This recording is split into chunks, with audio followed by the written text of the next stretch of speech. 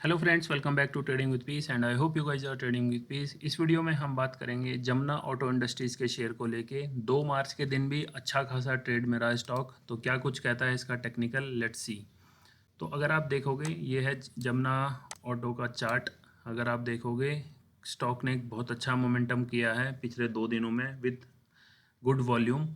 और अब कई लोगों को लग रहा होगा कि क्या किया जाए, क्या ये ब्रेकआउट हो चुका है, या मार्च की जो मंडे के दिन जब ये मार्केट खुलेगी यानी 4 तारीख के दिन, तो इसमें क्या कुछ एक ब्रेकआउट होने का वो है एक्सपेक्टेशन।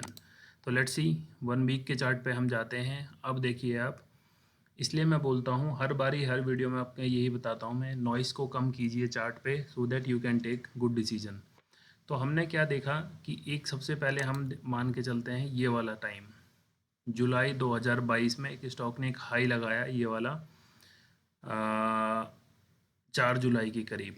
और इसके बाद आप देखोगे स्टॉक एक स्लाइटली नीचे आके एक रेंज बाउंड में ट्रेड करने लग गया। आप देखोगे अब एक हाई लेवल पे जाने के बाद स्टॉक कंसोलिडेशन फेस में हमें साफ नज़र आता है। और अब हमारे सामने जो चार्ट पैटर्न बन रहे हैं वो बहुत ही पॉजिटिव बन रहे हैं। उसका रीज़न बीइंग है कि आप देखोगे ये वाले पोजीशन, स्टॉक ने कई बार कोशिश किया इसको ब्रेकआउट करने की, इस रेंज को, और ब्रेकआउट हुआ नहीं है। बट अब जो आप ब्रेकआउट देख रहे हो, एक बड़ी कैंडल के साथ अच्छा वॉल्यूम इसमें ट्रेड हुआ है और क्लोजिंग दी है 135 पे। तो अब कई लोगों को लग रहा होगा, और लगना भी चाहिए, क्योंकि स्टॉक बहुत अपने लाइफ टाइम हाई के करीब ट्रेड कर रहा है। साथ ही साथ अगर आप ट्रेड करने की सोच रहे हैं इसको, तो इसमें आपका एसएल बड़ा होगा। अब कई लोग कहेंगे कि नहीं, हम तो स्टॉक में ट्रेड करेंगे ही करेंगे क्योंकि सब कुछ सेंटिमेंट पॉजिटिव है। तो एक अच्छे ट्रेडर की निशानी है दोस्तों, जहां उसको अपना लॉस कम दिख रहा है। ऐसा नहीं कि सेंटिमेंट के साथ ट्रेड होता है, ट्रेड होता है एक प्रॉपर प्रोसेस के साथ। अगर आपको लग रहा है कि आपका प्रोसेस, आपका मनी मैनेजमेंट इसमें आपको गो हेड दे रहा है, आपको अप्रूवल आ रहा है, तो आप इसमें सोच सकते हो ट्रेड करने की। अब जैसे आप देखोगे इसको, 1 वीक के कैंडल में हमने देखा, अब हम इसको देखते हैं जैसे 1 डे के कैंडल पे। अब 1 डे के कैंडल पे भी आप देख रहे हो कि पहले जब इसने एक इस रेंज पे था, ये 116 के करीब एक हाई लगाया इसने, 125 के करीब, और 2 दिन कंसोलिडेट दिखाया। तो ये रेंज होती है एक ट्रेड लेने की एक परफेक्ट सिनेरियो। आप लोग देखोगे ये वाली रेंज, जैसे मैं हर बार बोलता हूँ, स्टॉक ने एक ऊंचाई हासिल की, उसके बाद कंसोलिडेट किया और फिर उसको एक ट्रेंड उसमें आया।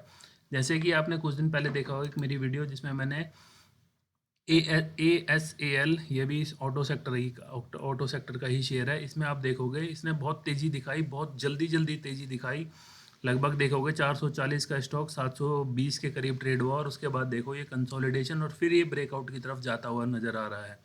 रिकमेंडेशन कुछ नहीं है, बट कंसोलिडेशन का मैं जो आपको बताना चाह रहा हूँ वो आप समझने की कोशिश कीजिए।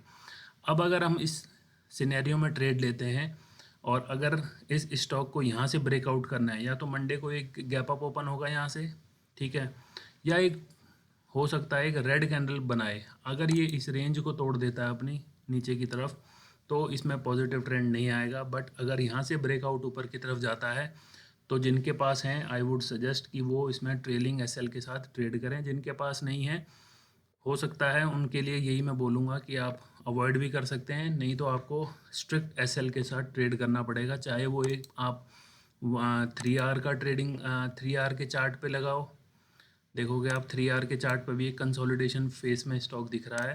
मतलब कहीं पे भी आपको एक एसएल अपने दिमाग में लगा के ज़रूर रखना चाहिए, क्योंकि जो लोग कहते हैं कि ये स्टॉक पहले बहुत भाग रहा था, मेरे लेते ही गिर गया, तो वो रीज़न यही होता है क्योंकि आप लोग एकदम अपने कैपेसिटी से बाहर और स्टॉक के ऑल टाइम हाई पे जब बाई करते हो तो आपके पास कुछ रहता नहीं है। क्योंकि आप देखो, जिन्होंने 24 रुपये, जिन्होंने 20 रुपये, 56 रुपये, 60 रुपये, 80 रुपीज़ पे ख़रीदा है, उनका पैसा डबल हो चुका है। तो वो कहीं ना कहीं प्रॉफिट बुकिंग की सोचेंगे।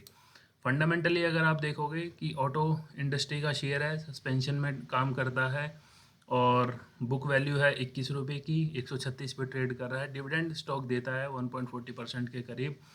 अगर आप देखोगे बुक्स बहुत क्लीन नज़र आती हैं। पीएनएल की अगर हम बात करते हैं तो पीएनएल भी हमें एकदम साफ़ सुथरा नज़र आता है। कंपनी, आप देखोगे कंपनी का जो प्रॉफिट है 2020 के बाद अपना स्लोली ग्रेजुअली प्रॉफिट की तरफ जा रही है कंपनी। कैश फ्लो ठीक ठाक नज़र आता है मुझे। और अगर आप इसका इन्वेस्टर्स का देखोगे परसेंटेज, तो प्रमोटर्स के पास ऑलमोस्ट 50% के करीब होल्डिंग है। उसके बाद है हमारे पास FI SDI, ये सारी आपके पास डिटेल है।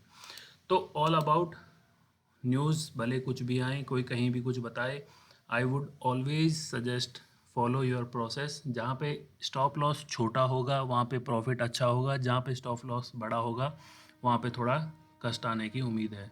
आई होप आपने वीडियो यहाँ तक देखी हो। प्लीज़ वीडियो को लाइक, चैनल को सब्सक्राइब करके ज़रूर जाना। Thank you.